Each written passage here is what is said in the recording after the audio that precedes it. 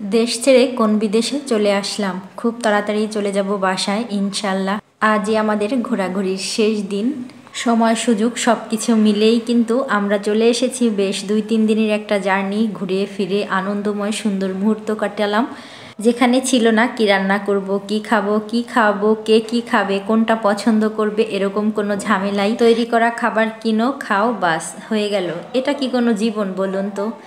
2-3 দিন তো ঘুরে ফিরে খেয়ে দেখলাম, আসলে একটুও ভালো লাগে না এরকম মুহূর্ত। সবসময় মনে হয় নিজের সংসার, নিজের রান্নাবান্না, নিজের কাজকর্মের মধ্যেই ডুবে থাকা অন্যরকম একটা আনন্দ। অনেকেই আমরা বলে থাকি সংসার জীবন ভাল লাগে না, এত কাজ কেন করি, কেন করব।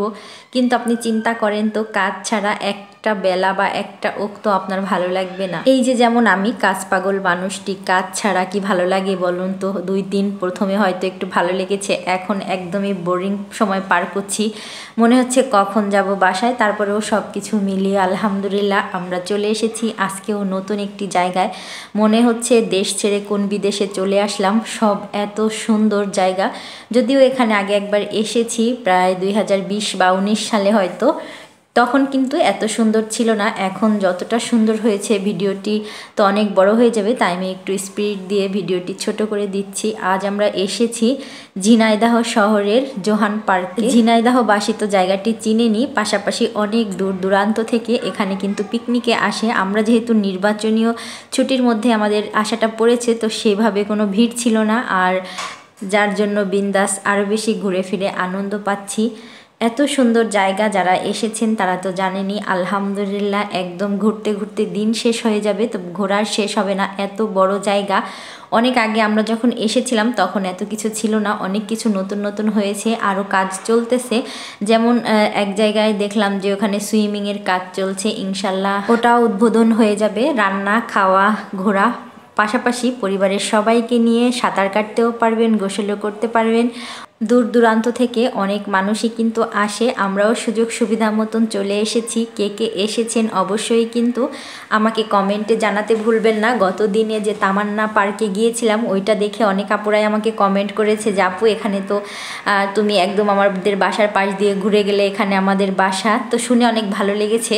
ভিতরে তেমন একটা খাবার দাবারের কোনো সুব্যবস্থা নেই, মানে কিনে খাবারের। অনেকে যারা আসেন পিকনিকে সবাই মিলে, তখন তো রান্নাবান্না করার সুযোগ সুবিধা থাকে। তো আমরা আর কি করব, ভিতর থেকে একটু ফুচকা, তারপরে বাবাইটা আইসক্রিম, আমরাও আইসক্রিম খেয়ে এই তো বাবাই ট্রেনে উঠবে, তো সে একটু ঘুরে ফিরে নিচ্ছে। আমার যদিও ট্রেনে উঠতে একদমই ভালো লাগে না, তাই সে একাই উঠেছে।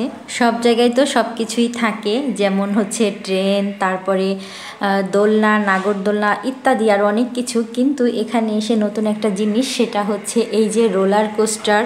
এটা দেখে ছেলে আমার একদমই নাছোড়বান্দা, সে তো উঠবেই। তো খুব একটা লোকজন ছিল না, আমাদের ওঠা দেখে আরও 3-4 জন চলে এসেছে। পরবর্তীতে আমি তো ভয়ে একেবারে বললাম যে আমি যাব না, বাবাইটাও একা একা ভয় পাচ্ছিল। তো পরবর্তীতে আপনাদের ভাইয়া গিয়েছে।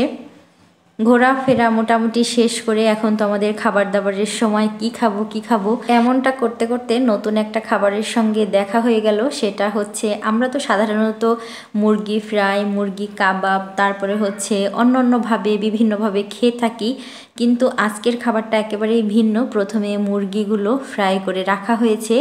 আপনি যে কয় পিস নেবেন ঠিক সে কয় পিচই ছোট ছোট করে কেটে তেল দিয়ে ভেজে, আবার কিছু সময় পরে মশলা দিয়ে ভেজে এটাকে তৈরি করা হয়। খেতে এত বেশি মজার ছিল। এরপরে হচ্ছে আমরা চলে এসেছি বাইরে কিছু ফল ফ্রুটস নেওয়ার জন্য। এই যে যেমন খেজুর নিব, তারপরে হচ্ছে কমলা, ডালিম। ঘোরাফেরা হচ্ছে প্রচুর পরিমাণে, কিন্তু ফল ফ্রুটস তো খাওয়া হচ্ছে না, তাই এই ব্যবস্থা। বাবাই আবার কিছু চকলেট নিবে। তো এখানেই শেষ করব। সবাই ভালো থাকবেন, সুস্থ থাকবেন। পরবর্তী ভিডিওতে আবার কথা হবে। আল্লাহ হাফেজ।